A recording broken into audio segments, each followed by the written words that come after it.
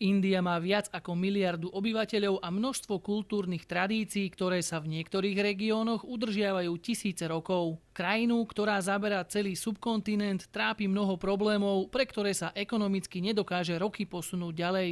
Okrem iného je aj plná extrémov, lebo kým vo veľkých mestách si môžete kúpiť tie najdrahšie autá sveta, na vidieku stretnete ľudí, ktorí nemajú na mesiac viac ako pár eur.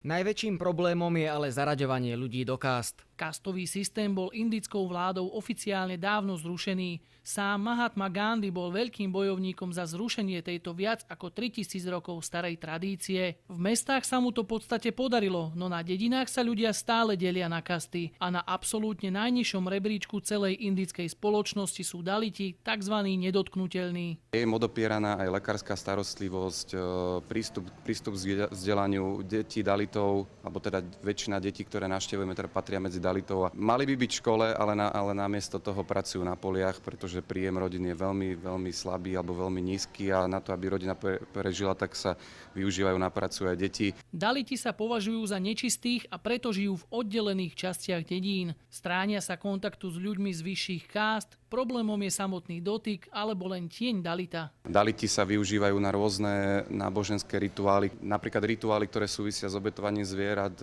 a je tam potrebný kontakt s krvou, tak nemôžu to vykonávať brahmani, ale daliti. Daliti tak majú pre svoje zaradenie na okraj spoločnosti napríklad obrovský problém u bežného indického lekára. Ak sa k nemu vôbec dostanú, tak si ich len vypočuje a podľa ich slov určí diagnózu. Indický lekár sa dalitov proste ani len nedotkne. Nedotkne, pretože sú to ľudia z tej najnižšej kasty a lekári oproti ním úplne na inej strane toho kastového rebríčka a jednoducho je to pre nich také podradnejšie. Aj preto si ľudia najnižšej kasty veľmi obľúbili slovenských lekárov, ktorých do najchudobnejších oblastí Indie vysiela Slovenská univerzita svätej Alžbety. Niekedy im aj nanesieme gel, čo je pre nich len také zadosťučinenie, ale pre nich je to veľa.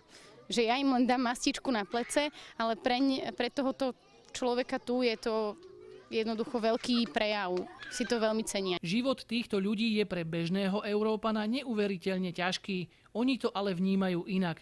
Vedia, že sa narodili do najnižšej kasty a na tom sa nedá nič zmeniť. Žijú preto zo dňa na deň a tešia sa aj z absolútnych drobností. V okrajových častiach Manvy žijú najchudobnejší ľudia, ktorí patria do najnižšej kasty. Celé rodiny tu musia vyžiť z 2 eur na jediný deň. V tejto osade žijeme už viac ako 20 rokov, ale nie sme stále na jednom mieste. Musíme sa presúvať tam, kde práve nikomu nezavadziame, lebo toto je štátna pôda a my nemáme povolenie na to, aby sme tu žili. Raghavendrapa a jeho 10-členná rodina žijú v jedinej miestnosti. Vo štvrti, v ktorej žijú, nemajú nielen elektrínu, ale ani tečúcu vodu a neexistuje tam ani kanalizácia. Žijú doslova na smetisku a peniaze zarábajú najmä výrobou lán. Ľudia z Manvy nevyrábajú lana len z kokosových vlákien, ale aj zo starých vriec. Za jedno takéto dostanú na trhu zhruba 30 centov. Ľudia na absolútnom okraji spoločnosti konajú nieraz nepochopiteľné a najmä mimoriadne kruté rozhodnutia. Najchudobnejšie rodiny, ktoré majú len céry a chcú mať syna, tak stále obetujú jednu zo svojich dcér a nechajú ju v hinduistickom chráme, kde sa stávajú obeťami sexuálneho násilia. Ženy, ktoré rodičia predávajú do chrámu a kde slúžia ako sexuálne otrokyne, sa volajú devadasi. Mala som 11, keď ma rodičia obetovali a predali do chrámu. Doba sa našťastie mení predsa len aj na vidieku. A to práve zásluhou súkromných škôl, kde študujú nielen deti z kasty dalitov, ale aj deti žien devadasi. Zmenu prinášajú aj slovenskí lekári, ktorí poskytujú najväčším chudákom lekárskú starostlivosť, o ktorej sa im ani len nesnívalo. Definitívny koniec kastového systému je ale aj napriek tomu ešte veľmi ďaleko.